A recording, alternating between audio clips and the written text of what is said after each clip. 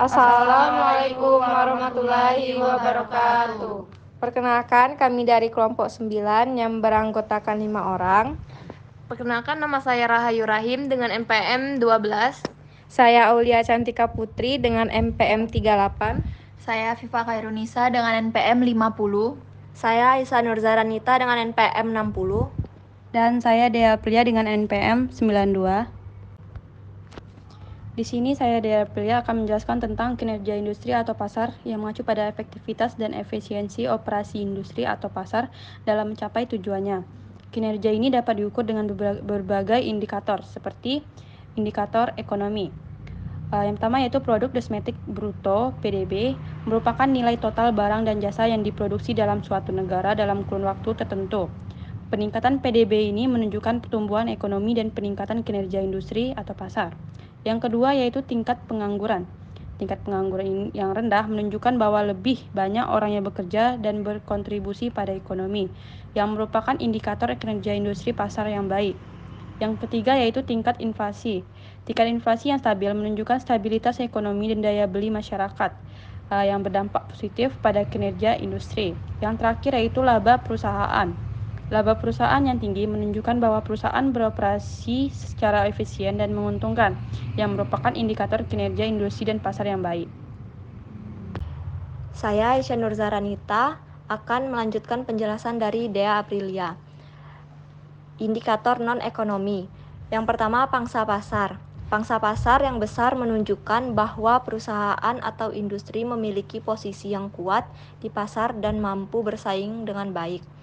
Selanjutnya, kualitas produk. Kualitas produk yang tinggi meningkatkan kepuasan konsumen dan mendorong loyalitas merek yang berdampak positif pada kinerja industri atau pasar. Inovasi.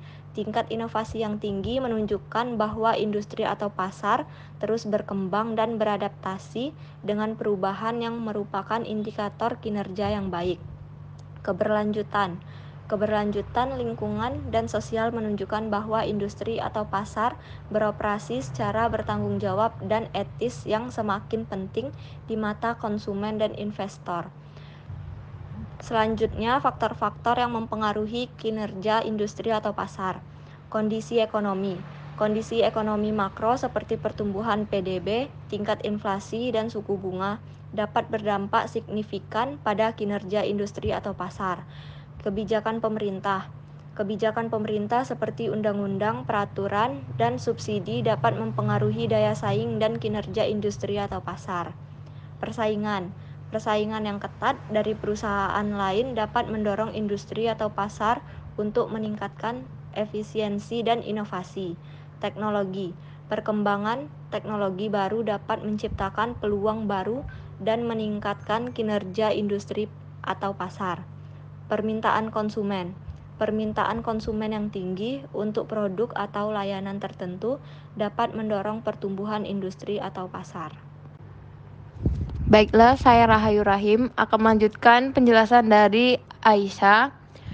Analisis kinerja industri atau pasar dapat dilakukan dengan menggunakan berbagai metode, yaitu pertama, analisis SWOT.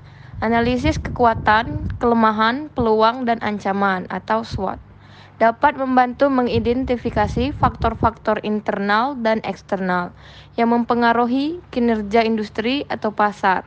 Yang kedua, analisis PESTEL. Analisis faktor politik, ekonomi, sosial, teknologi, hukum, dan lingkungan atau PESTEL dapat membantu memahami faktor-faktor makro yang mempengaruhi industri atau pasar. Yang ketiga, analisis 5 kekuatan Porter. Analisis 5 kekuatan Porter dapat membantu memahami persaingan dalam industri dan mengidentifikasi peluang dan ancaman.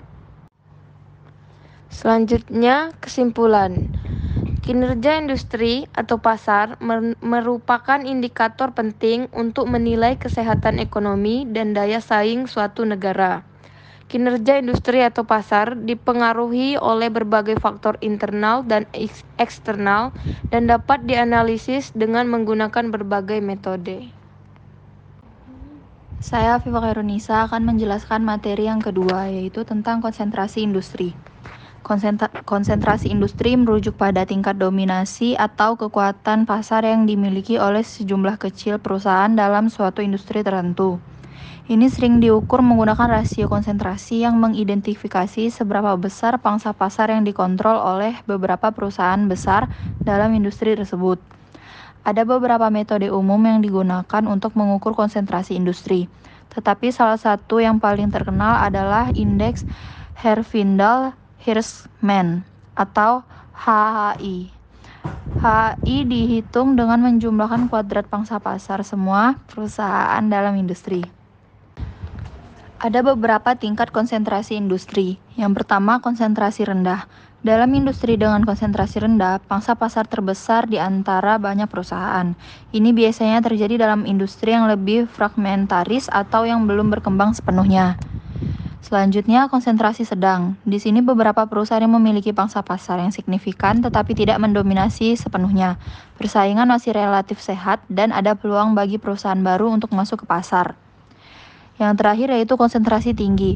Industri dengan konsentrasi tinggi didominasi oleh beberapa perusahaan besar atau bahkan satu perusahaan tunggal yang memiliki pangsa pasar yang signifikan. Ini dapat menghasilkan kurangnya persaingan dan meningkatkan kekuatan pasar bagi perusahaan-perusahaan sebesar ini. Selanjutnya, saya Aulia Cantika Putri akan menjelaskan faktor yang menyebabkan konsentrasi industri. Ada beberapa faktor yang dapat menyebabkan konsentrasi industri. Yang pertama, economies of scale. Ekonomi skala. Perusahaan dengan skala produksi besar mungkin memiliki biaya produksi yang lebih rendah per unit produk, yang memungkinkan mereka untuk menurunkan harga dan memperluas pangsa pasar mereka. Yang kedua, barriers to entry, hambatan masuk. Jika ada hambatan yang tinggi bagi perusahaan baru untuk masuk ke pasar, seperti biaya modal yang tinggi, regulasi yang ketat, atau akses terhadap sumber daya yang langka, maka perusahaan yang sudah mapan memiliki keunggulan dan dapat menghasilkan konsentrasi industri. Yang ketiga, differentiation atau diferensiasi produk. Jika produk atau layanan suatu perusahaan memiliki ciri khas atau keunggulan yang membuatnya sulit ditiru oleh pesaing, perusahaan tersebut mungkin mampu mempertahankan pangsa pasar yang besar, menyebabkan konsentrasi industri. Jadi kesimpulannya, konsentrasi industri yang tinggi dapat memiliki dampak ekonomi yang signifikan. Di satu sisi, itu dapat menghasilkan efisiensi dalam produk dan inovasi, tetapi di sisi lain dapat menyebabkan kekurangan persaingan, harga yang tinggi untuk konsumen, dan kurangnya pilihan.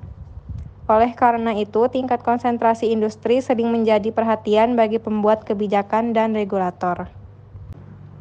Sekian penjelasan dari kelompok 9, lebih dan kurangnya kami mohon maaf. Wabillahi taufiq wal hidayah.